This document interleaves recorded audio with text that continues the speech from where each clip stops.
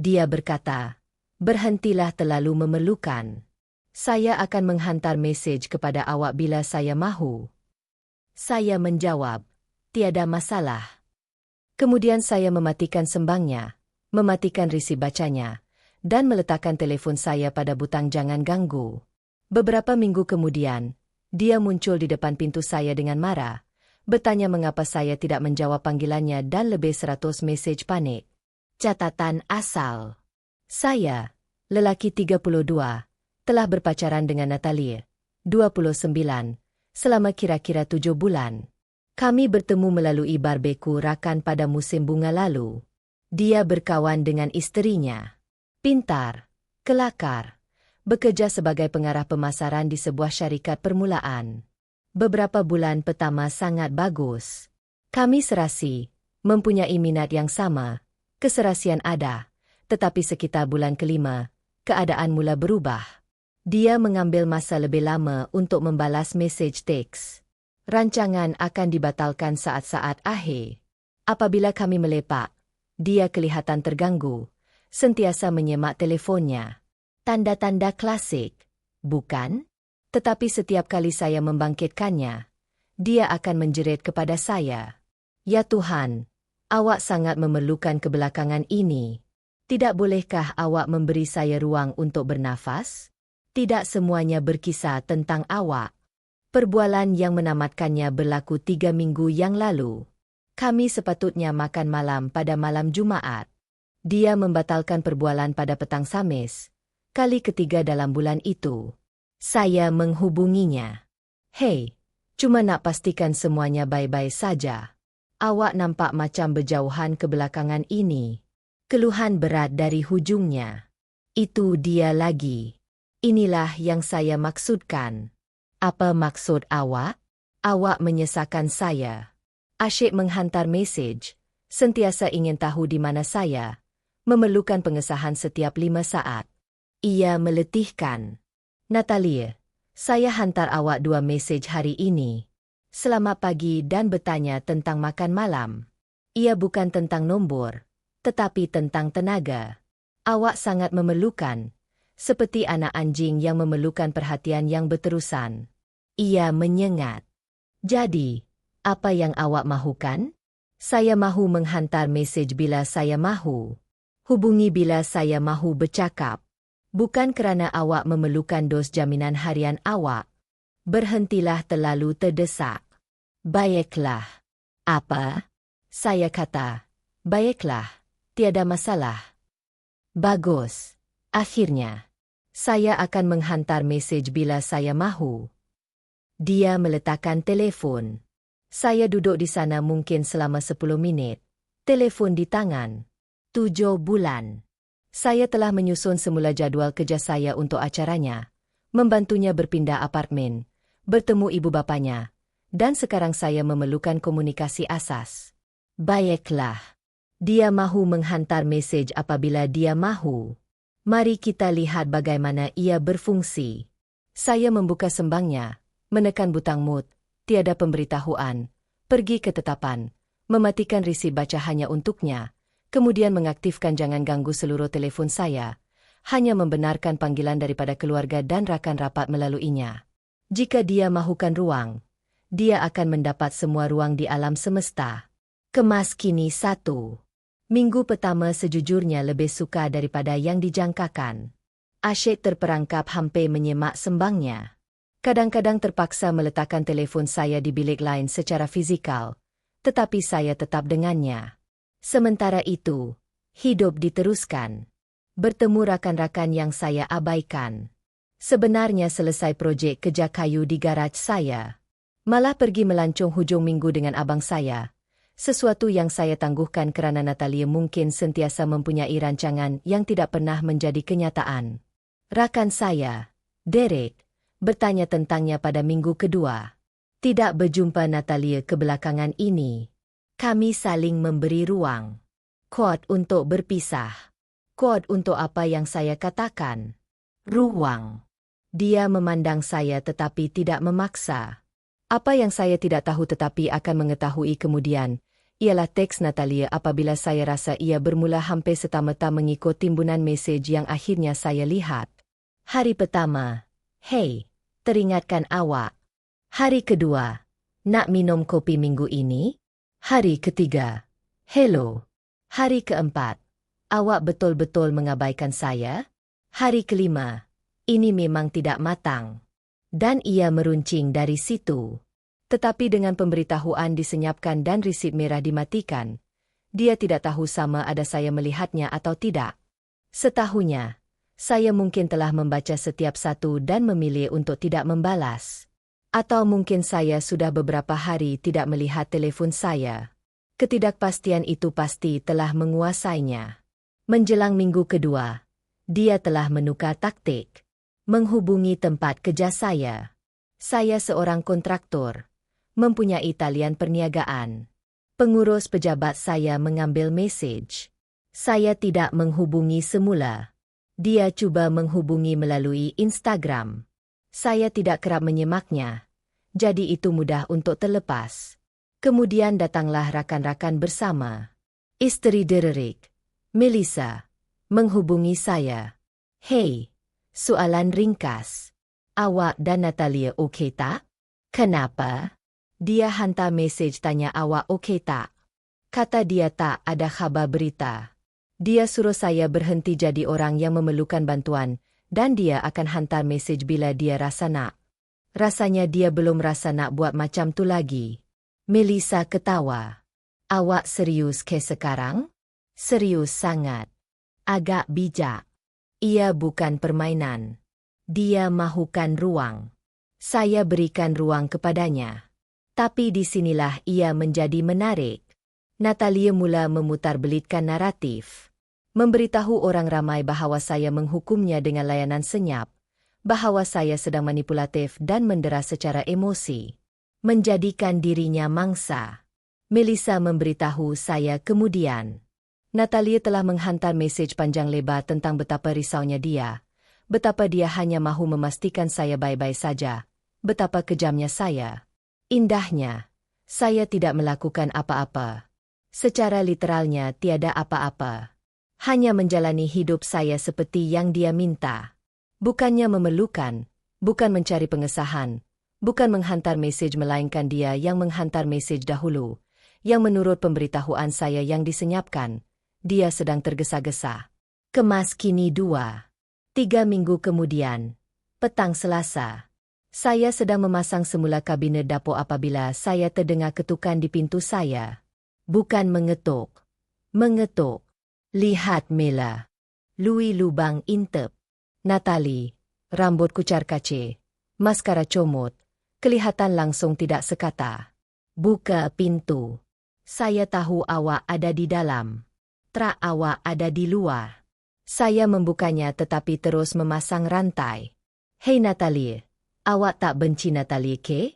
"Saya? Awak kemana sahaja?" "Saya ada di sini. Saya telah menghantar mesej kepada awak selama berminggu-minggu dan menelefon. Saya juga pergi ke tempat kerja awak." Okey. Okey. Itu sahaja yang awak nak katakan. Awak kata awak akan menghantar mesej bila awak rasa mahu. Saya anggap awak tak rasa mahu.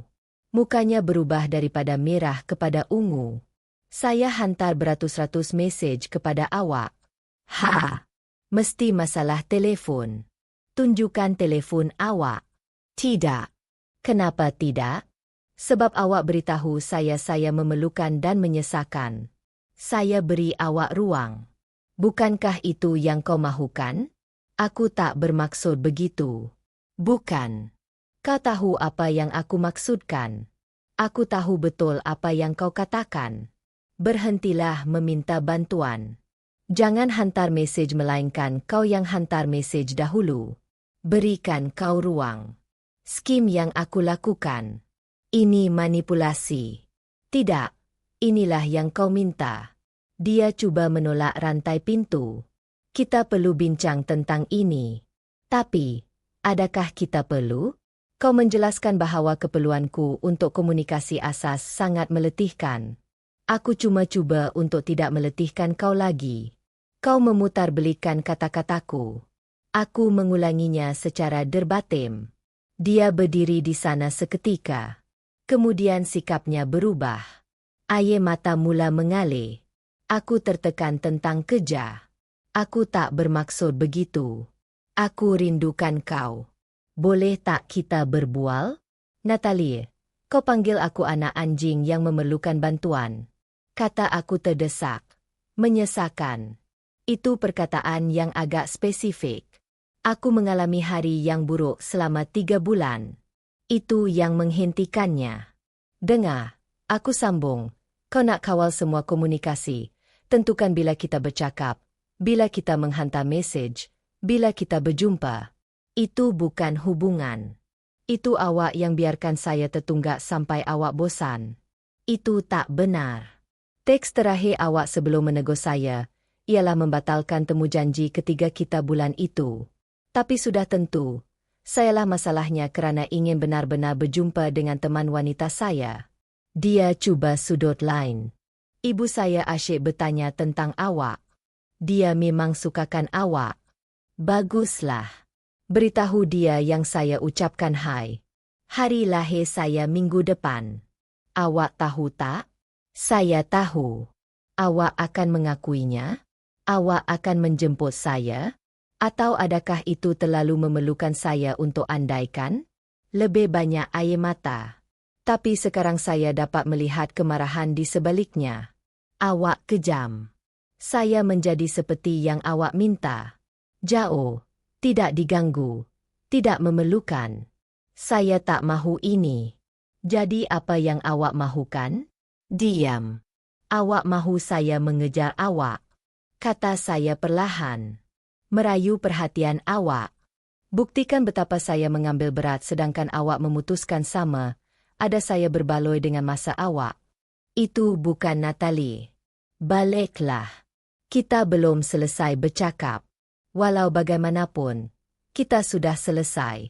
Awak dah tamatkan perbualan ni 3 minggu lepas bila awak panggil saya menyedihkan sebab nak interaksi dengan teman wanita yang asas. Saya tak pernah kata menyedihkan. Terdesak. Memerlukan. Menyesakan. Biza yang sama. Saya mula tutup pintu. Dia sebenarnya masukkan kakinya ke dalam pintu tu. Kalau awak tutup pintu ni, kita dah selesai. Kita dah selesai sejak awak suruh saya berhenti memerlukan. Akhirnya saya dengar. Gerakkan kakinya dengan kaki saya. Tutup dan kunci pintu. Dia hentak pintu tu selama 5 minit lagi. Menjerit tentang betapa saya akan menyesalinya. Betapa saya membuang sesuatu yang istimewa. Betapa tiada siapa yang akan pedulikan saya seperti dia. Yang terakhir tu buat saya ketawa. Kalau ini dersi keprihatinannya, saya akan terima keseorangan. Kemas kini ketiga. Peningkatan hak istimewa itu pantas dan menakjubkan. Keesokan harinya, saya akhirnya menyemak telefon saya dengan betul. 134 mesej yang belum dibaca daripadanya. Mula membacanya sepintas lalu. Perkembangannya sebenarnya menarik. Hari 1 hingga 3, santai, seperti tiada apa yang berlaku. Hari 4 hingga 7, respons yang jengkel dan menuntut. Hari 8 hingga 14, berselang-seli antara marah dan risau. Hari ke-15 hingga ke-20, mood panik penuh, permohonan maaf, merayu. Hari ke-21, ugutan, beberapa kemuncak. Ini memang tidak matang bagi awak. Saya sanggup memaafkan awak jika awak memohon maaf sekarang. Awak membuktikan hujah saya tentang keperluan. Layanan senyap ini hanyalah satu lagi bentuk keperluan. Ahli terapi saya kata awak mendera secara emosi. Dia tiada ahli terapi. Jika awak tidak memberi respons menjelang malam ini, saya akan datang. Saya akan hubungi polis dan beritahu awak hilang. Ego awak yang bodoh merosakkan segalanya. Saya harap awak gembira mengetahui awak telah membuatkan saya trauma. Tetapi yang terbaik datang pada pagi selepas dia melawat rumah. Awak telah menunjukkan warna sebenar awak. Seorang lelaki sejati akan memperjuangkan hubungan ini, bukan bermain permainan kebudak-budakan. Saya menyekat awak. Jangan hubungi saya lagi. Saya sebenarnya ketawa. Dia menyekat saya. 20 menit kemudian, mesej daripada nombor yang tidak dikenali. Ini Natalie. Saya menyekat awak, tetapi saya ada lagi yang perlu diperkatakan. Saya menyekat nombor yang tidak dikenali itu. Sejam kemudian, saya menerima email. Baris subjek, kita perlu berbual secara dewasa. Ditanda sebagai spam. Kemudian ibunya menghubungi Patricia. Sentiasa menyukai wanita manisnya. Hai, sayang. Saya risaukan Natalie. Dia kata, kamu berdua bergaduh. Hai, Patricia. Kami tak bergaduh pun. Dia kata saya terlalu memerlukan ruang dan memberinya ruang. Saya pernah bergaduh. Dia sangat kecoh. Sudah menangis selama berhari-hari. Saya turut bersimpati mendengarnya. Bolehkah awak bercakap dengannya? Dia sangat mengambil berat tentang awak, Patricia. Dia kata saya mencekiknya kerana ingin berjumpa dengannya lebih daripada sekali sebulan. Itu tidak peduli. Itu kemudahan. Berhenti sebentar. Dia cakap macam tu, antara lain.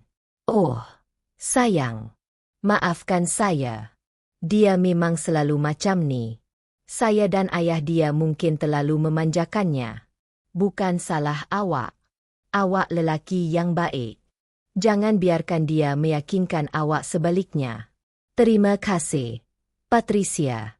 Jaga diri. Perkembangan seterusnya. Natalie muncul di tempat kerja saya. Mando saya menghubungi saya semasa saya berada di tapak kerja. Hei bos, teman wanita awak ada di sini. Bekas teman wanita. Dan jangan biarkan dia masuk. Dia buat kekecohan. Hubungi polis jika perlu. Betul ke? Betul ke? Dia pergi sebelum polis tiba. Tetapi sebelum memberitahu semua orang di pejabat bahawa mental saya tidak stabil dan sedang melalui sesuatu. Pengurus pejabat saya, Donna, 62F, tidak menerima sebarang omong kosong daripada sesiapa pun. Nampaknya memberitahunya. Sayang, satu-satunya orang yang tidak stabil di sini ialah orang yang muncul di tempat kerja seorang lelaki selepas dia meninggalkannya. Kemudian datang kempen media sosial, menyiarkan perkara panjang lebar tentang lelaki narsisistik yang tidak boleh mengendalikan wanita yang kuat dan berdikari. Bagaimana dia mengelak daripada bergaduh dengan seseorang yang bermain permainan minda dan bukannya berkomunikasi. Komen-komen itu menarik. Kawan-kawannya pada mulanya menyokongnya, tetapi kemudian orang ramai mula bertanya, "Tunggu, bukankah awak kata dia terlalu melekat? Saya ingat awak mahukan ruang. Bukankah awak beritahu dia supaya jangan menghantar mesej kepada awak?" Dia memadamkan siaran itu dalam masa beberapa jam.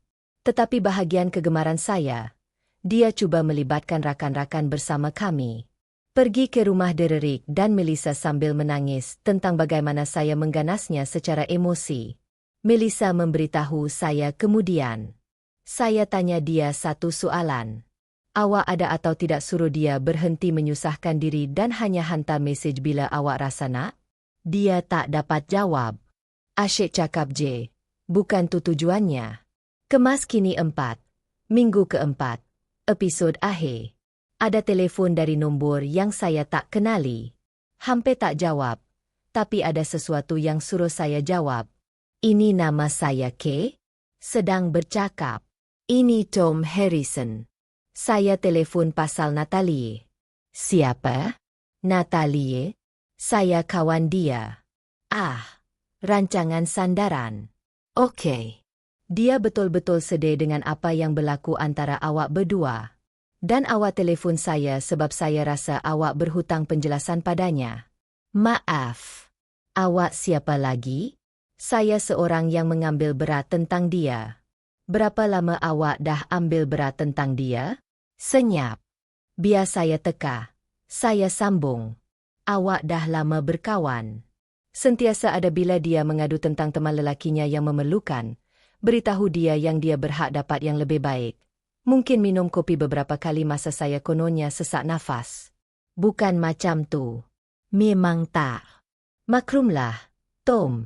Dia milik awak sepenuhnya. Nikmati pengalaman itu. Ingat sahaja apabila dia mula menghubungi Anda dalam masa kira-kira 6 bulan. Anda menawarkan diri untuk ini. Tutup telepon. Kemudian ancaman undang-undang datang. Ya. Dia pergi ke sana. Menerima surat daripada seorang peguam yang mengatakan saya mempunyai petuduhan tekanan emosi yang belum selesai atas kesalahan sengaja menyebabkan kecederaan psikologi melalui pengabaian dan pengabaian yang berterusan. Saya membawanya kepada sepupu saya yang seorang paralegal. Dia ketawa selama 5 minit penuh. Ini langsung tiada pada kepala surat rasmi. Ia hanyalah templat yang dia temui dalam talian. Jadi, saya tidak perlu risau tentang ini? Tidak. Tentang dia yang tidak terkawal sepenuhnya. Mungkin.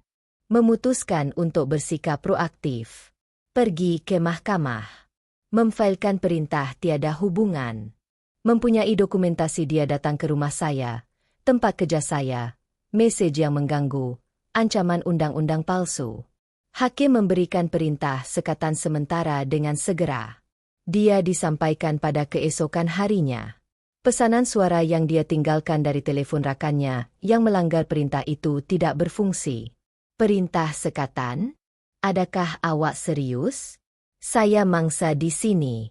Awak mendera saya secara psikologi. Awak akan menyesalinya. Ayah saya berkawan dengan Datuk Bandar. Kadah selesai. Kadah selesai. Aku hantarkan itu kepada peguam saya. Pelanggaran nombor 1. Dia cuba sekali lagi. Hantar kawannya Britney ke rumah saya dengan sepucuk surat. Britney nampak malu. Saya betul-betul minta maaf tentang ini, tegasnya. Saya tak boleh terima. Ada perintah sekatan. Saya tahu. Saya beritahu dia ini bodoh. Tapi dia tak kendalikan semua ini dengan baik. Itu bukan masalah saya lagi. Apa yang penting? Kita semua tahu dia melayan awak dengan teruk. Asyik membatalkan hubungan sulit. Awak berhak dapat yang lebih baik. Terima kasih. Dia memang macam ni dengan setiap teman lelaki. Tolak mereka. Kemudian marah apabila mereka benar-benar pergi. Nampaknya dia perlukan terapi. Bukan hubungan. Saya dah beritahu dia selama bertahun-tahun. Kemas kini terakhir. Sudah 3 bulan sejak semuanya bermula. Perintah sekatan itu kini kekal.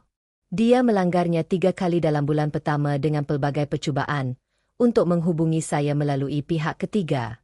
Daripada apa yang saya dengar melalui cakap-cakap kecil, Tom bertahan kira-kira 3 minggu sebelum dia melakukan rutin panas dan dingin yang sama dengannya. Dia telah melalui 2 lagi lelaki sejak itu. Kehilangan beberapa rakan yang sudah bosan dengan drama itu. Masih menyiarkan perkara-perkara sama-sama tentang bekas kekasih yang toksik dan terselamat daripada penderaan emosi. Memberitahu orang ramai bahawa saya sedang mengintainya semasa dia melanggar perintah sekatan. Bagi saya baik-baik saja. Lebih baik daripada baik. Sebenarnya, memulakan perniagaan kontrak saya sendiri dan bukannya bekerja untuk orang lain. Sesuatu yang saya ingin lakukan selama bertahun-tahun, tetapi Natalia selalu katakan terlalu berisiko. Telah berpacaran dengan orang baru selama kira-kira sebulan. Namanya Charman. Bekerja sebagai jururawat. Tahu apa yang dia katakan pada temu janji kedua kami? Saya hargai betapa responsifnya awak dengan mesej teks. Bekas kekasih saya akan menghabiskan masa berhari-hari tanpa membalas. Dan ia membuatkan saya gila. Saya ketawa. Percayalah, komunikasi tidak akan menjadi masalah. Perbezaannya siang dan malam. Charman sebenarnya mahu berjumpa saya. Membuat rancangan dan menepatinya. Membalas mesej teks seperti orang biasa. Tidak melayan interaksi hubungan asas seperti beban yang besar. Terjumpa Melissa minggu lepas di kedai perkakasan. Dengar awak sihat. Tak boleh merungut. Natalia masih beritahu orang yang awak pernah dera dia secara emosi. Dia berhak dengan jersey peristiwanya sendiri. Derek terserempak dengannya di sebuah bar hujung minggu lalu. Dia mabuk. Menangis pasal awak kepada lelaki baru. 3 bulan kemudian, Rupa-rupanya awak yang terlepas. Saya tak terlepas. Dia halau saya, kemudian marah bila saya tak kembali. Skim yang dereri beritahu dia. Macam mana? Dia baling minuman ke arahnya. Kami berdua ketawa. Inilah yang saya pelajari daripada semua ini. Apabila seseorang memberitahu awak bahawa keperluan asas awak terlalu banyak, percayalah. Jangan cuba meyakinkan mereka sebaliknya. Jangan perkecilkan diri awak untuk muat dalam zon selesa mereka. Pergi sahaja. Natalia mahukan hubungan sepenuhnya mengikut caranya sendiri, di mana dia mengawal bila kami bercakap, bila kami bertemu, berapa banyak perhatian yang saya inginkan. Itu bukan perkongsian. Itu manipulasi emosi. Bahagian yang paling lucu. Apa yang saya lakukan hanyalah memberikannya apa yang dia minta. Ruang yang lengkap, tiada keperluan, tiada teks melainkan dia yang memulakannya. Dan ia memecahkan fikirannya kerana apa yang sebenarnya dia mahukan ialah saya terdesak mengejarnya sementara dia memutuskan sama, ada saya berbaloi dengan masanya. Sesetengah orang tidak mahu pasangan. Mereka mahukan kelapa minat yang boleh mereka aktifkan dan hapuskan sesuka hati. Perintah sekatan masih aktif. Dia masih kadangkala cuba mengujinya melalui akaun media sosial palsu atau monyet terbang. Setiap pelanggaran didokumenkan dan dilaporkan. Peguam saya mengatakan dia sedang membina fail undang-undang yang agak besar untuk dirinya sendiri. Dengan beberapa pelanggaran lagi dan dia mungkin akan mempertimbangkan pertuduhan sebenar. Tetapi itu bukan masalah saya lagi. Dia mahukan ruang. Dia mempunyai seluruh alam semesta. Dendam terbaik bukanlah rancangan yang rumit. Kadangkala ia hanya perlu mempercayai kata-kata seseorang dan membiarkan mereka menanggung akibatnya. Terima kasih kerana membaca saga ini. Rasa gembira dapat meluahkan semuanya. Bagi sesiapa yang menghadapi tingkah laku panas dan dingin yang serupa, Anda tidak perlu menginginkan perkara asas dalam hubungan. Anda tidak perlu lemas kerana ingin berjumpa dengan pasangan Anda lebih daripada 2 kali sebulan. Dan Anda pastinya tidak terdesak untuk mengharapkan komunikasi yang konsisten. Carilah seseorang yang benar-benar mahu bersama Anda, bukan seseorang yang melayan Anda seperti menyusahkan mereka yang kadangkala mereka ungkit. Tenanglah. Reddit. Saya akan menghantar mesej kepada teman wanita saya. Awak tahu, seperti orang biasa dalam hubungan yang sihat.